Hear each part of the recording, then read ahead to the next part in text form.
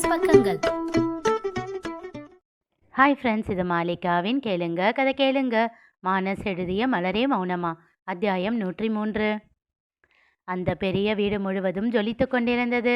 வாசலில் வாழை மரம் பந்தல் அலங்கரிக்க, கீழே பெரிய கலர்கோலம் அலங்கரித்து கொண்டிருந்தது. உள்ளே வீடு முழுவதும் ஆட்களால் நிறைந்திருந்தது. சுவற்றில் தொடங்கிய தோரணங்கள் இன்னும் அழகூட்டின. கூடத்தில் சிம்மாசனம் போல் 2 சேர்கள் போடப்பட்டிருந்தன. முன்னே ஒரு தட்டில் பன்னீர் சொம்பும் 2 கிண்ணங்களில் சந்தனமும் குங்குமமும் இருந்தன. மற்றொரு தட்டில் மஞ்சள் அற்றதை இருந்தது. 5 பூக்குடையில் 5 வகை மலர்கள் வெவ்வேறு நிறங்களில் இருந்தன. 7 வகை இனிப்புகள், 7 கார வகைகள், 7 வகை பழங்கள் இருந்தன. ஒரு தட்டில் கட்டிய பூபந்துகள் இருந்தன. இவை எல்லாவற்றிற்கும் முன்பாக 2 வெள்ளித்தட்டுகள் இருந்தன. ஒன்றில் தங்க வளையல்கள் இருக்க, மற்றொன்றில் கலர் கலராக அழகான டிசைன்களில் கண்ணாடி வளையல்கள். ஆம், மலரின் வளைகாப்பு வைபவத்திற்கான நேரம் நெருங்கிக் கொண்டிருந்தது. முகம் கொல்லா புன்னகையோடு வலம் வந்து கொண்டிருந்தார் சிவலிங்கம். எல்லாம் சரியாக இருக்கிறதா என்று ஏற்பாட்டை எல்லாம் மேற்பார்வை பார்த்து கொண்டிருந்தவரின் அருகில் வந்தான் செல்வம். அப்பா, என்னப்பா இன்னும் நீ ரெடி ஆகலையா? சீக்கிரம் போய் ரெடியாகு. அதெல்லாம் 5 நிமிஷத்தில் ரெடி ஆகிடுவேன்ப்பா. நீங்கள் ரொம்ப சந்தோஷமாக இருக்கீங்க போல. பின்ன என் பேத்தி வரப்போறா, என் ஆசை பையனுக்கு பொண்ணு பிறக்க போறா, இந்த வீட்டுக்கு ஒரு இளவரசி வரப்போறா, எங்கள் எல்லாரையும் அதட்டியால் ஒரு ராஜகுமாரி வரப்போறா, இங்கே எல்லார் மனசுலையும் சந்தோஷ வண்ணத்தை அள்ளி தெளிக்க போகிற தேவதை வரப்போறா. இவ்வளோ சந்தோஷம் கூட இல்லைனா எப்படி? போதும்பா, லிஸ்ட்டு ரொம்ப பெருசாக போகுது என்று கேட்டு உரக்க சிரித்தான் செல்வம். இப்பொழுதெல்லாம் அடிக்கடி அவன் சிரிப்பொலி கேட்கிறது. அவன் சிரிப்பை ரசித்து கொண்டே அவன் கண்ணம் வருடி புன்னகைத்தார் சிவலிங்கம். ஏதோ தோன்ற சட்டென்று திரும்பி பார்த்தார். அங்கே மலர் நின்றிருந்தாள். முழுதாக தயாராகி தலை முதல் கால் வரை அலங்காரத்தோடு நின்றிருந்தவளை ஆசை தீர பார்த்தார். தங்கள் குடும்பத்தின் பரம்பரை நகைகளை அணிந்து ஜொலித்து கொண்டிருந்தவளை கண்டவருக்கு அவ்வளவு பெருமை. தன் ஆசை எல்லாம் நிறைவேறிவிட்டது போல் முகத்தில் அப்படி ஒரு பெருமிதம். ஒட்டியானம் கட்டி அழகாக காட்சி அளித்த அவள் வயிற்றை பார்த்தார். இன்னும் ஒரு மாதத்தில் தன் கையில் தவழப்போகும் உயிரை நினைத்து புன்னகைத்தபடி நிமிர்ந்து தன் மருமகளின் முகம் பார்த்தவர் திகைத்தார். அவளோ கோப விழிகளோடு எரிக்கும் பார்வை பார்த்து கொண்டிருந்தாள். அவர் புரியாமல் மகனை பார்க்க அவனும் குழப்பமாக அவளைத்தான் பார்த்து கொண்டிருந்தான். என்ன ஆச்சு மலரு? ஏமாமா, உங்கள் அப்பா ரொம்ப பெரிய லிஸ்ட்டு சொன்னாரே, அதில் ஒரு இடத்துல கூட நான் இல்லை. அவரோட பையன் கூட சேர நான் வேணும், இந்த வீட்டு இளவரசி வர நான் வேணும், ஆனால் நான் மட்டும் எப்பவுமே வேணாம் இல்லை? சிவலிங்கத்தின் முகம் சுருங்கியது. என்னம்மா, ஏன் இப்படியெல்லாம் பேசுகிற? வருத்தமாக அவள் கைப்பற்றி கேட்டான் செல்வம். எப்பவுமே நான் ஒரு கருவிதானா மாமா? உடைந்த குரலில் கேட்டுவிட்டு தன் மேடிற்ற வயிற்றை பத்திரமாக பிடித்தபடி வேகமாக சென்று விட்டாள். விடுங்கப்பா, அவளை பற்றி உங்களுக்கே தெரியும் தானே. அவர் தோளில் ஆதரவாக கை வைத்து ஆறுதல் கூறினான். அவ கேட்கறதுல தப்பு இல்லையே செல்வம், நமக்கு அது சாதாரணமாக இருக்கலாம், ஆனால் அவளுக்கு அது பெருசாக தோணுது. அவ எதிர்பார்ப்பை திரும்ப திரும்ப பொய்யாக்குறேனாப்பா. என் மருமகளோட கோபம் அதிகமாகிட்டே இருக்கே, வருத்தத்தோடு கேட்டார். அவ வேணும்னே வம்புக்கு பண்ணுறாப்பா, விடுங்க என்று விட்டு அவளை தொடர்ந்து சென்றான். கட்டிலில் ஒரு ஓவியம் போல் அமர்ந்திருந்தவளை கண்டு அவன் கோபம் பறந்துதான் போனது. அவளிடம் சென்று அவள் கன்னம் தாங்கி, மலரு ரொம்ப அழகா இருக்க என்றான் ஆசையாக. அவள் அவனை முறைத்தாள். வர வர உனக்கு என்னை விட எல்லாரும் முக்கியமாக போயிட்டாங்க மாமா, என்னை கண்டுக்கிறதே இல்லை. இதோ இப்போ கூட உங்கள் அப்பாவுக்காக என்கிட்ட சண்டை போடத்தானே வந்த. இல்லைன்னு சொல்லி சமாளிக்காத. நீ கதவு திறக்கிற சத்தத்திலேயே நான் கண்டுபிடிச்சிட்டேன். நீ என்னை விட்டு கொடுக்க ஆரம்பிச்சிட்ட இல்லை? கண்ணீர் வெளியில் வர துடிக்க கோபமாக கேட்டாள். அவள் முகத்தையே ரசித்து பார்த்தான் செல்வம். விஜி அவனிடம் கோரிய விஷயம் எல்லாம் நினைவிற்கு வந்தது. அவள் சொன்னது போல் இந்த மூட் ஸ்விங் தன்னவளை படுத்தி எடுப்பது புரிய சிறு புன்னகையோடு அவள் முகத்தையே ரசித்திருந்தான்.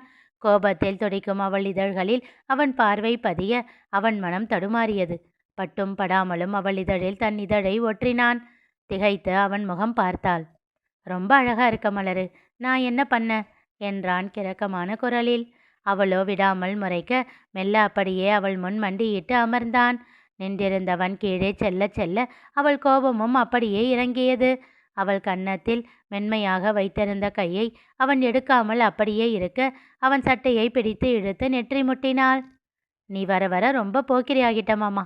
தன் கண்களை மூடிக்கொண்டு இதழில் உறைந்த புன்னகையோடு கூறினாள். இப்போ சாப்பிட போறியா இல்லையாடி? கோபமாக தளிரை அதட்டி கொண்டிருந்தான் செந்தில். ப்ளீஸ்ங்க, வேண்டாம் என்று அவனிடம் கெஞ்சி கொண்டிருந்தாள் தளிர்.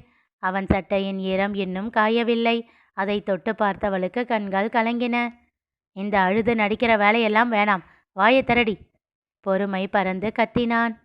மறுபடியும் உங்க சட்டை ஈரமாகணுமா? ஏற்கனவே 3 தடவை கழுவிட்டு வந்திருக்கீங்க. 300 தடவை கழுவ கூட நான் ரெடி. நீ ஒழுங்கா சாப்பிடு. வம்படியாக வாயில் திணித்தான். கண்களை இறுக்கி மூடிக்கொண்டு அவன் தந்த உணவை தொண்டைக்குள் தள்ள போராடினாள். தன் வயிற்றில் கையை வைத்தாள். டே பையா, அப்பா பாவம், அவரை ஏன் இப்படி படுத்துற? உங்க அப்பாவை மாதிரி சமத்து பையனா இருக்க மாட்டியா? அவர் பேச்ச கேட்க மாட்டியா? ஏன் இப்படி என்னை வாமிட் பண்ண வைக்கிற? நீ எவ்வளோ சண்டி பண்ணாலும் அப்பா சொல்றத கேட்க வைக்காம விடமாட்டாரு. ஒழுங்கா சாப்பாட்டை வாங்கிக்கோ. மனதிற்குள் மகனோடு பேசியபடி கண்கள் மூடி செந்தில் வாயில் வைத்த உணவு மொத்தத்தையும் சாப்பிட்டு முடித்தாள். அவ்வளோதான், அதுக்குள்ள அவ்வளோ ஆர்ப்பாட்டம் என்றான் செந்தில். முகமலர்ச்சியோட கண்களை திறந்தாள் தளிர். என்னங்க, நம்ம பையன் சொல் பேச்சு கேட்குற பையன்தாங்க. ஓஹோ, இப்போதான் அவன்கிட்ட சொன்னேன், அப்பா பேச்ச கேளு, படுத்தக்கூடாதுன்னு. அப்புறம்தான் கேட்டான். சிரிப்போடு கூறினாள். அப்போ ஒவ்வொரு தடவையும் சாப்பிட்றதுக்கு முன்னாடியே அவன்கிட்ட சொல்லி வை. அப்போதான் என் சட்டை ஈரம் ஆகாது. அப்போதுதான் ஞாபகத்துக்கு வர, ஐயோ முதல்ல சட்டையை கழட்டுங்க என்று அவன் சட்டையின் பட்டனை கழட்ட தொடங்கினாள். இன்னும் கொஞ்ச நேரத்துல மலருக்கு வளகாப்பு ஆரம்பிக்க போகுது. இப்போ போய் என்ன பண்ற தளிரு என்றான் குறும்பாக அவள் காதோரத்தில். நிமிர்ந்த அவனை பார்த்து முறைத்தவள், ரொம்பத்தான் என்றாள் உதட்டை சுழித்து. நீ முதல்ல வெளியே போ, நான் ரெடி ஆகிட்டு வரேன். அங்க வேட்டி சட்டையெல்லாம் எடுத்து வச்சிருக்கேன் என்று விட்டு கதவருகில் சென்றாள். சரி. மீண்டும் அவனிடம் வந்தாள். அவளையே அவன் பார்க்க அவன் கையில் இருந்த தட்டை வாங்கி கொண்டாள். இதற்கு தான் வந்தாளா என்பது போல் அவன் ஏமாற்றமாக பார்க்க அவசரமாக அவன் கன்னத்தில் முத்தம் வைத்து ஐ லவ் யூ என்று விட்டு வேகமாக சென்று விட்டாள். தனக்குத்தானே பின்னந்தலையில் தட்டி சிரித்து கொண்டான் செந்தில். மலரை காணச் சென்றாள் தளிர். மலரு, கதவை தட்டினாள். வா வா. கதவை திறந்து கொண்டு உள்ளே செல்ல அங்கே கட்டிலில் சாய்ந்து மலர் அமர்ந்திருக்க பக்கவாட்டு நாற்காலியில் செல்வம் அமர்ந்து ஃபோன் பேசி கொண்டிருந்தான். ஓ, மாமா இருக்காரா என்று விட்டு தயக்கமாக அதற்கு மேல் உள்ளே செல்லலாமா வேண்டாமா என்று புரியாது பார்த்தபடி நின்றாள். வாடி என்றாள் மலர். என்று விட்டு அவளிடம் சென்றாள். நீங்க தனியா இருப்பீங்களேன்னு வந்தே மலரு. மாமா எந்த வேலையும் செய்யக்கூடாதுன்னு உன் மாமனார் ஸ்ட்ரிக்டா ஆர்டர் போட்டுட்டாரு. அதான் மாப்பிள்ளை மாதிரி ரெடி ஆகிட்டு சும்மா உட்காந்துருக்கு.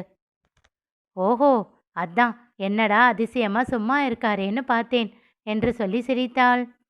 அதற்குள் ஃபோன் பேசி முடித்த செல்வம், என்னம்மா சாப்பிட்டியா, சாப்பிட முடிஞ்சதா என்றான் தளிரிடம். அதெல்லாம் அவ புருஷன் 4 போட்டு திரிச்சு விட்டுருப்பான் என்றாள் மலர் அவளை முந்திக்கொண்டு. சிரித்தாள் தளிர். ஏந்தா எனக்கு இப்படி ஆகுதோ தெரியல. அத்தைங்க 2 பேரும் விதவிதமாக சமைச்சு கொடுக்குறாங்க. எனக்கு தான் எதுவுமே சாப்பிட பிடிக்கல. உங்களுக்கு குழந்தையே பிறக்க போகுது. எப்போவாச்சும் உங்களுக்கு இப்படியெல்லாம் ஆச்சா? எனக்கு தான் எதையுமே அனுபவிக்க கொடுத்து வச்சிருக்காது போல என்றாள் வருத்தமாக.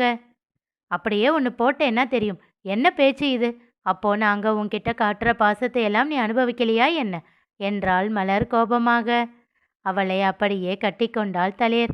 அவள் கை மலரின் வயிற்றை சுற்றி கொள்ள முயற்சிக்க அது பத்தாமல் போனது. சிரித்து விட்டாள் மலர். இதுக்கும் ஏதாச்சும் சொல்ல வேண்டியது தானே என்றாள் கிண்டலாக. அது ஒன்றும் இல்லை மலரு, நம்ம வீட்டு இளவரசி நடுவில் இருக்கா இல்லை, அதனால தான் என்றாள் தளிர் சமாளிப்பாக. செல்வமும் சிரித்து விட்டான். என்னம்மாம்மா நீங்களும் சிரிக்கிறீங்க என்றாள் சினுங்கியபடி. உனக்கு மலர்னா ரொம்ப இஷ்டம் இல்லை என்றான் வாஞ்சையாக. யாருக்கு? இவளுக்கா? நீ வேற மாமா, இப்ப பாரேன். ஏய், உனக்கு என்ன பிடிக்குமா, மாமாவை பிடிக்குமா? மாமா என்றாள் சட்டென்று. பார்த்துக்கோ என்பதை போல் ஜாடை காட்டினாள். என்ன பிடிக்குமா, செந்தில பிடிக்குமா? செந்தில். என்ன பிடிக்குமா, எனக்கு வரப்போற பாப்பாவை பிடிக்குமா? பாப்பாதான். அவள் பதில்களை கேட்டு திகைத்தான் செல்வம். கேட்ட இல்லை மாமா, இவ இப்படித்தான் எல்லார்கிட்டையும் சொல்லிக்கிட்டு இருக்கா. பொய் சொல்றியா தளிரு? உனக்கு மலர பிடிக்கும் இல்லை? ரொம்ப பிடிக்கும். அப்புறம் எதுக்கு இப்படி சொல்ற? உங்கள் உடம்புல ஓடுற உயிரை எது கூடவாச்சும் கம்பேர் பண்ணுவீங்களா மாமா? அவன் பெரியதாக திகைத்தான். மலரும் எனக்கு அப்படித்தான் மாமா.